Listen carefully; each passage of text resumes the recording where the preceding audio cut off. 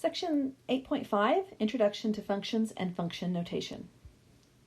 The objectives will be to find the domain and range of a relation, determine whether a relation is a function, use the vertical line test to determine whether a graph is the graph of a function, determine the domains of linear and nonlinear functions, and finally, evaluate functions written in function notation.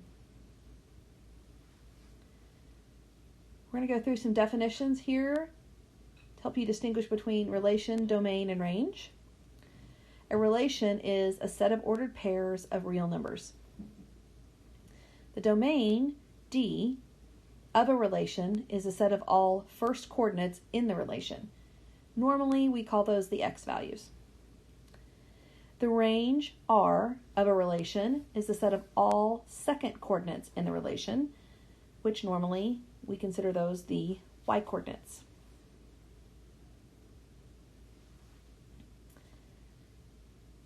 The ordered pairs discussed in this text are ordered pairs of real numbers.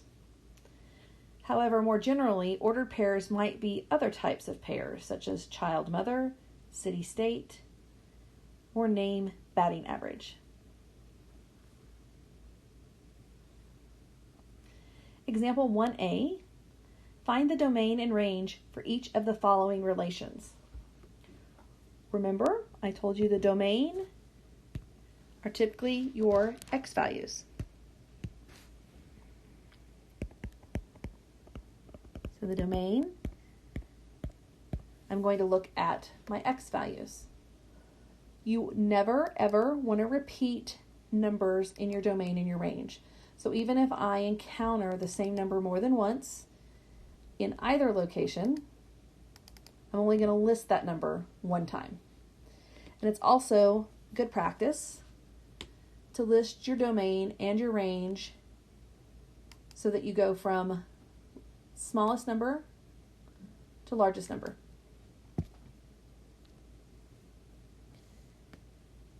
Our values here for G are the ordered pairs 5, 7, 6, 2, 6, 3, -1, 2. For the domain, I'm going to look at the x values. I have 5, 6, 6, -1. When we write the domain, we write it as domain D equals, and then we use the little open squiggly bracket. And I'm going to list them from order of smallest to largest. -1, comma, 5, comma, 6. Even though the 6 repeats, I'm only going to list it once. For the range,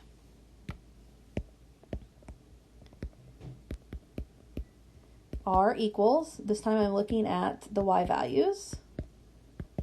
So I have 7, 2, 3, 2.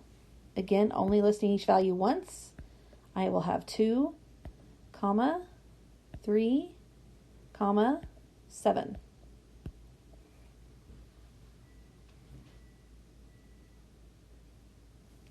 Example 1b. Find the domain and range for each of the following relations.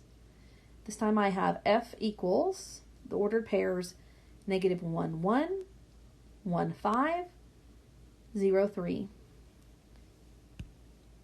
My domain is going to be equal to -1, 0, 1. My range is going to be equal to 1, 3, 5. Remember, domain are your first numbers in the ordered pair, and your range are the second numbers in your ordered pair.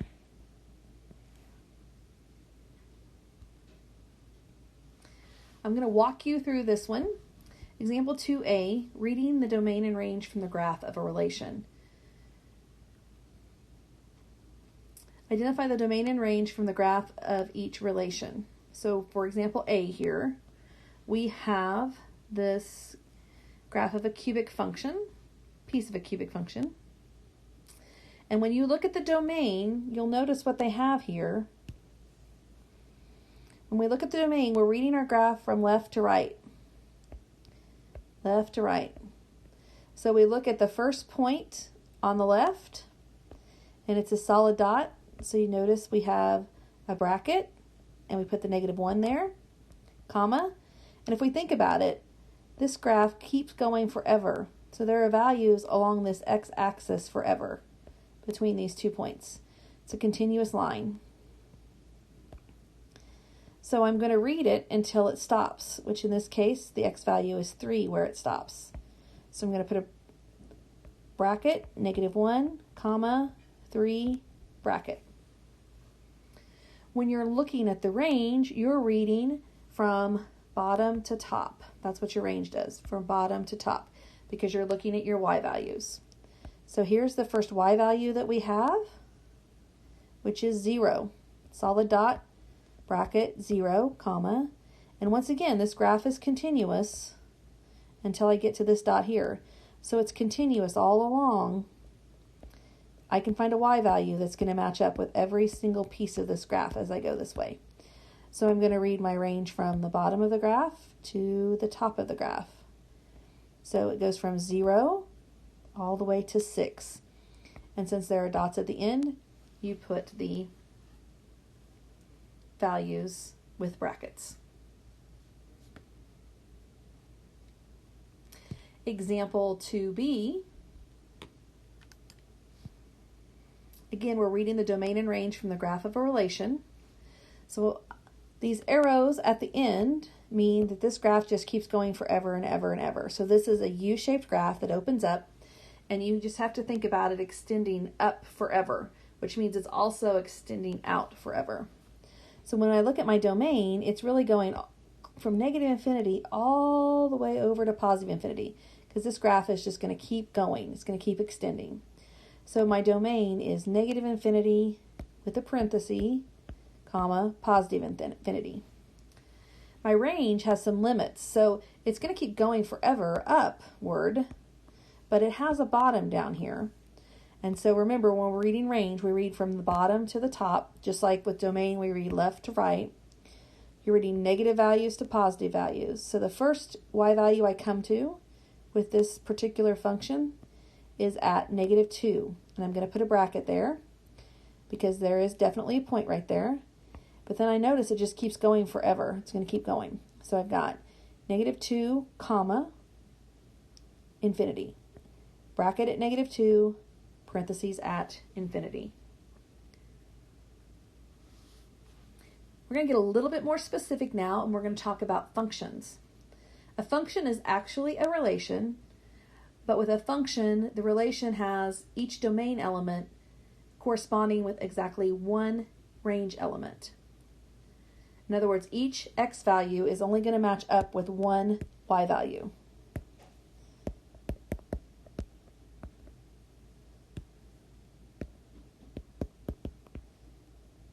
So each x value matches with exactly one y value. Another way to think about this is no numbers can repeat in your domain.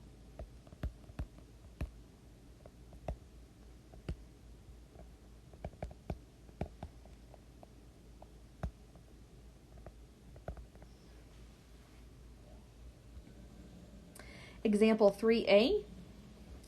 Determine whether each of the following relations is a function. So here we have a set of ordered pairs. Once again, we're going to look at our domain. So our domain is equal to, we have a 2, a 1, a 2, and a 0. So 0, 1, 2. Our range is going to be 3, 6, square root 5, -1. -1,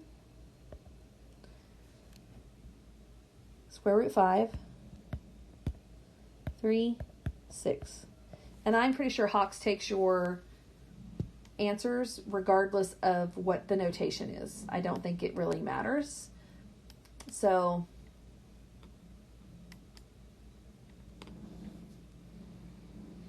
So that's what it looks like with our domain and our range. Now, one of the easiest ways to determine if you have a function or not is by looking at your set of ordered pairs and seeing if there are any repeats. So, in order for this to be a function, I cannot have a value repeat in my domain. And here, if I look at my domain, I have a 2 here and a 2 here. So, repeats 2, which means I have no function.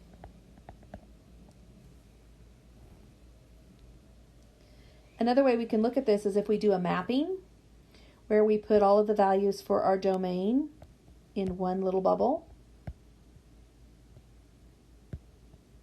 and all of our values for our range in another bubble.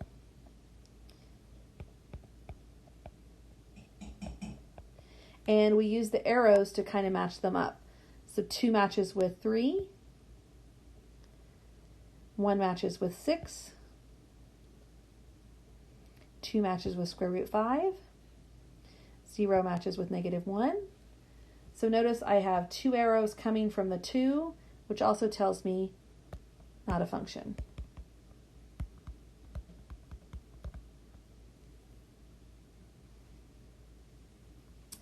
Example 3b, determine whether each of the following relations is a function. T equals the set of ordered pairs 1, 5, 3, 5, square root of 2, 5, -1, 5, -4, 5. In this case, our domain is equal to -1, 1, square root 2, 3, and I forgot to put the -4 at the front, so we'll just put it there. It's -4. Our range is 5. All right, so obviously I have a repeat in my range, but that's okay. Repeats in your range are okay.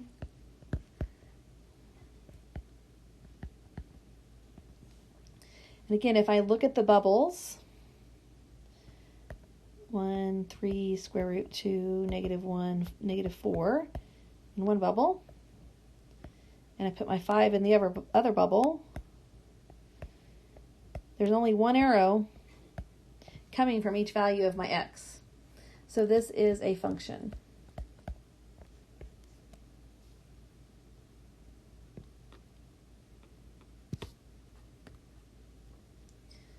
One of the easiest ways to determine whether something is a function is using what we call a vertical line test.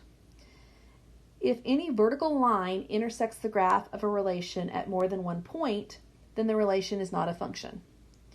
It isn't always easy to graph something, but if something's already graphed for you, the vertical line test is going to be your quickest way to determine if something is a function.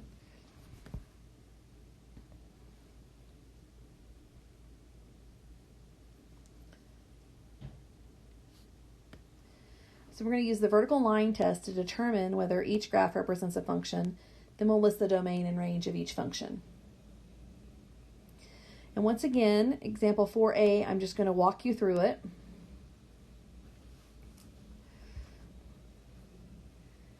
So 4a is just a set of ordered pairs graphed on a coordinate plane. So we have the ordered pairs -2, 3, -1, 1, -1, 4, 0, 0, 0, 5, 1, 1, 1, 4, and 2, 3. These red dashed lines that you see are the vertical lines that we're using to determine whether we have a function. And we don't, because you'll notice this vertical line and this vertical line touch 2 points. This vertical line and this vertical line touch 2 points. This vertical line and this vertical line touch 2 points. It has listed out your domain, so your domain is -2, -1, 0, 1, and 2. Your range is 0, 1, 3, 4, and 5. So if I come over here, I'll circle the ordered pairs that cause me a problem. Right here, -1 matches up with 1 and 4. So that's what you see right here. We have 0, 0 and 0, 5. There's the two that are on the same vertical line. And then we have 1, 1 and 1, 4.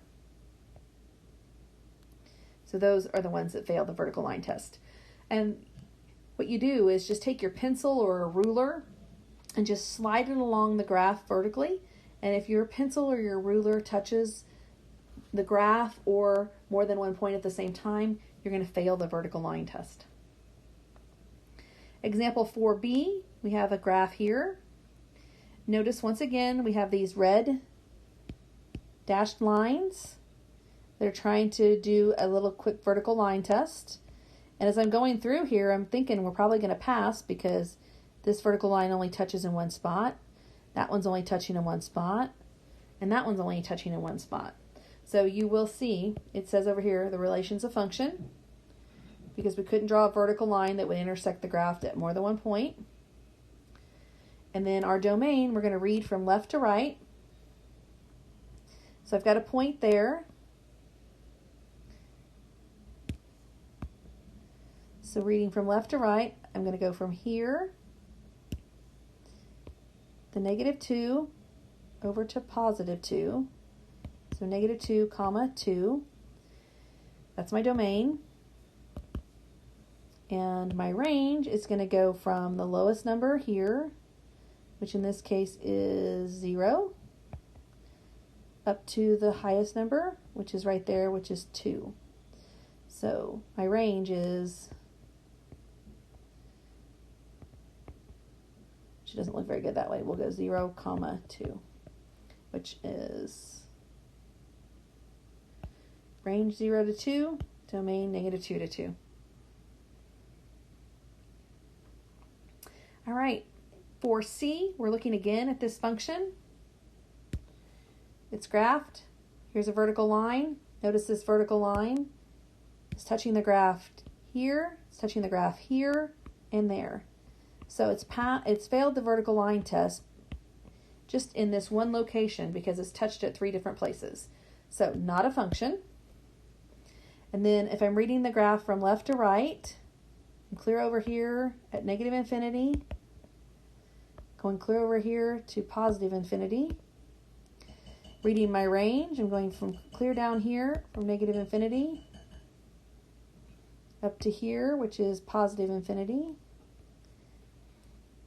So my domain is -infinity to infinity, and my range is -infinity to infinity. And when we have -infinity to infinity, it's sometimes called all real numbers.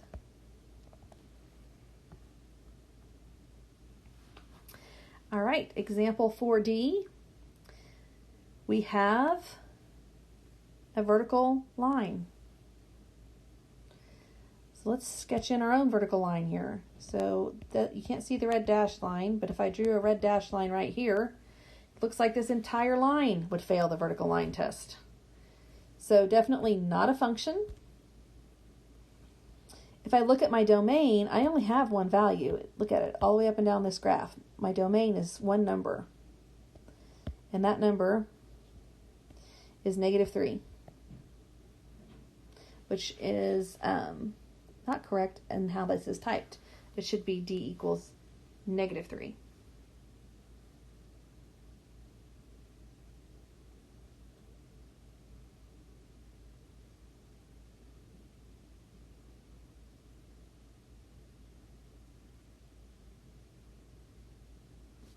And when I look at my range, I'm reading from the bottom to the top, and it's going from -infinity all the way up to +infinity. And that's what my range is. So again, there was a typo in your notes, so make sure that you correct right here. The domain should be equal to -3.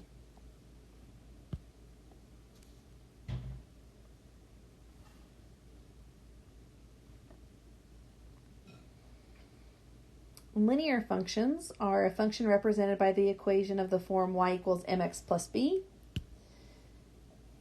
And for those of you that might remember, that's slope-intercept form.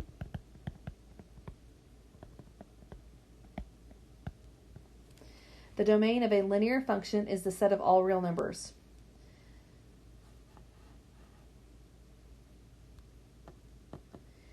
If you're determining what the domain is of a function, you have to remember that at this stage your denominators cannot equal 0. In future chapters, we're going to talk about nonlinear functions with limited domains.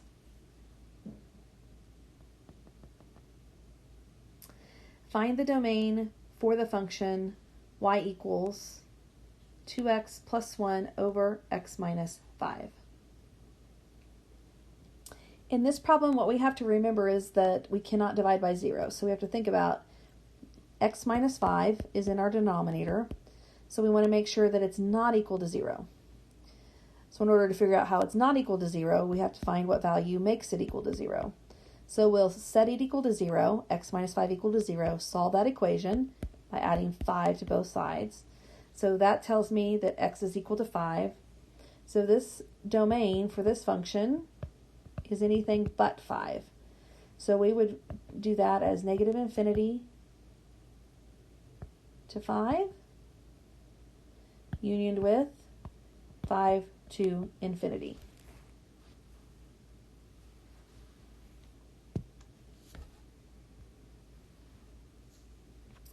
What we're going to do in these next few examples is evaluate functions. For example, 6a, we have a function gx equals 4x plus 5, and we want to figure out what g of 2 is. Now, the important thing to remember here is that you don't do any math with this little piece here that's g of 2. That's function notation, and what's nice about function notation is it tells us what number we plug in for x and what value we get back out for y. So function notation gives us more information. The way we work this problem is we have g of 2, and that just stays there as that notation, but it does tell me I'm going to replace the x with 2, and I'm only going to do the math that's on the right hand side. So g of 2 equals 4 times 2 plus 5, which 4 times 2 is 8, plus 5 is 13. So g of 2 is 13. What this tells me is that I plugged in 2 and I got 3. So the nice thing about function notation is you actually end up with an ordered pair from that information. Same function. G of x is 4x plus 5. This time we're figuring out what g of negative 1 is. G of negative 1 is equal to 4 times negative 1 plus 5. 4 times negative 1 is negative 4 plus 5. Negative 4 plus 5 is 1, so g of negative 1 is 1. That gives us the ordered pair, negative 1, 1. Example 6c, same function. G of x is 4x plus 5. This time we're finding g of 0. G of 0 is equal to 4 times 0 plus 5. 4 times 0 is 0, plus 5. 0 plus 5 is 5. So g of 0 is 5. Gives me the ordered pair 0, 5. Example 7a, we have a new function, h of x equals x squared minus 3x plus 2. We're going to find h of 4. H of 4 is equal to 4 squared minus 3 times 4 plus 2. 4 squared is 16. Negative 3 times 4 is negative 12 plus 2. 16 minus 12 is 4 plus 2 is 6. So h of 4 is 6. That would give me the ordered pair 4, 6. Now we're doing example 7b, so this time we're focusing on h of 0. H of 0 is equal to 0 squared minus 3 times 0 plus 2, which is 0, minus 0 plus 2, which is 2. So h of 0 is 2, giving me the ordered pair 0, 2. This time we're doing h of negative 3, same function. H of negative 3 is negative 3 squared minus 3 times 3. 3 times negative 3 plus 2. Negative 3 squared is 9. Negative 3 times negative 3 is positive 9 plus 2. 9 plus 9 is 18 plus 2 is 20. So h of negative 3 is 20, which means I have the ordered pair, negative 3, 20. Here we have a graph that's going along with our function, and instead of an equation, we're going to read these values from the graph. So example 8a, using the graph of g of x, find each of the values. For a, it's g of negative 2. Remember, this is my x value, so I'm going to find negative 2 on my graph, which is right here. And I'm going to go find the ordered pair that matches up to it, which is right there. So for g of negative 2, my value is 4.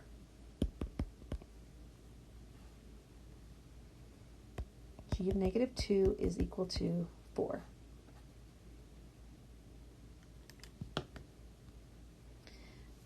I already did A. Example 8b, I'm finding g of 0.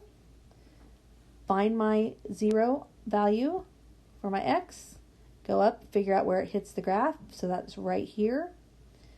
So that point is 0, 1. So g of 0 is equal to 1.